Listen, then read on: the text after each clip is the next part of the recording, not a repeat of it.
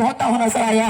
اس لیے تو اللہ تبارک تعالیٰ نے اس مٹی کی ذمہ دار کسی اور کو نہیں دیا بلکہ حضرت عیسیٰ علیہ السلام کو دیا, جس نے اللہ تبارک تعالیٰ نے ہر جاندار چیز کا روح نکالنے والا کوئی اور نہیں بلکہ حضرت ملک الموت ہوتا ہوا نظر آیا ہے.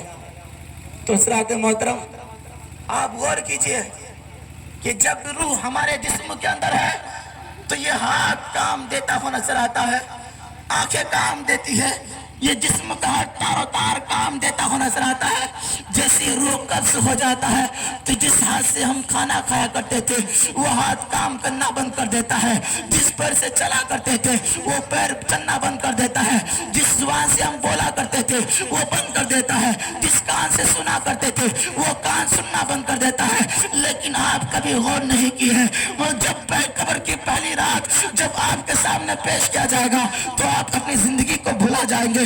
حضرت علی کا قول ہے, حضرت علی نے فرمایا, ایک مرتبہ کا واقعہ ہے, حدیث مصطفیٰ میں آیا ہے کہ حضرت علی ایک قبرستان سے گزرا ہوا, ایک قبرستان سے گزر گئے اور گزر جانے کے بعد حضرت علی نے قبر والوں سے پوچھا, اے قبر والوں, کیا تمہاری حالات کیسی ہے, تم لوگ کیسے ہو, تمہاری شریعت کیسی ہے, تم لوگ اچھے سے ہو یا نہیں ہو. تو قبر سے آواز آئی اور کہنے لگا, اے حضرت علی, اس زمین کے اندر کسی کا سکہ نہیں چلتا ہے, اس زمین کے اندر تمری کا سکہ نہیں چلتا ہے, اس زمین کے اندر کسی کا بینک بیلنس کا سکہ نہیں چلتا ہے, اس زمین کے اندر کسی کا دبدبا نہیں چلتا ہے, اس کا زمین کے اندر کسی کا جج کا کام نہیں کرتا ہے, کسی آفیسر کا کام نہیں کرتا ہے, بلکہ علی دنیا والوں سے کہہ دینا کہ زمین سے آنے سے پہلے پہلے اس خدا کو یاد کر لے, اس خدا کو راضی کر لے جس خدا نے اس کو پیدا کیا گیا ہے.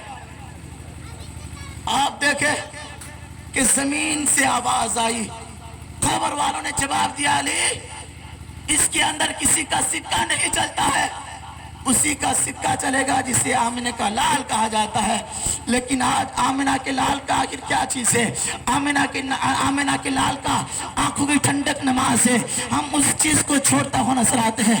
آمنہ کے لال کا جو آنکھوں کی ٹھنڈک ہے, جنت کی کنجی ہے, اسے نماز کہا جاتا ہے. وہ نماز چھوڑتا ہوا نظر آتا ہے. بادشاہ سکندر کو کون نہیں جانتا ہے؟ بادشاہ سکندر نے جب اس کی روح قبض ہونے اس کا وقت قریب ہوا تو تمام مریدوں کو, تمام غلاموں کو اکٹھا کیا اور اکٹھا کرنے کے بعد اعلان کیا, مجھے پہچانتے ہو؟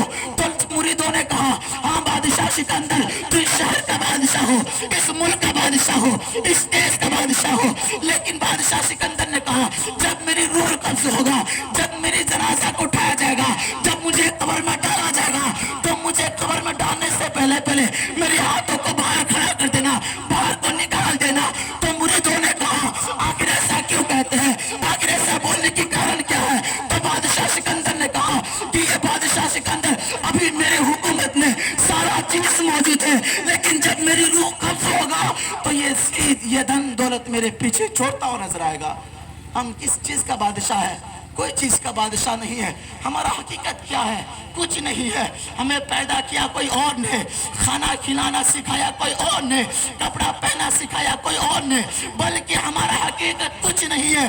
بلکہ ہماری حقیقت تو یہ ہے کہ ہم زندہ ہیں تو مصطفیٰ کو راضی کرنے کے لیے, اگر مریں گے تو مصطفیٰ کو راضی کرنے کے لیے. اس لیے کہ آپ واقعہ سنے ہوں گے, حضرت نے بتائے ہوں گے کہ قبر میں جب منکر کی آئے گا, سوال کرے گا, سوال کرنے کے بعد جب سوال کا جواب آپ دے دیں گے تو اس فرشتے کہیں گے کہ سونے دو, جس طرح سے دلہا اور دلہن سویا جاتا ہے.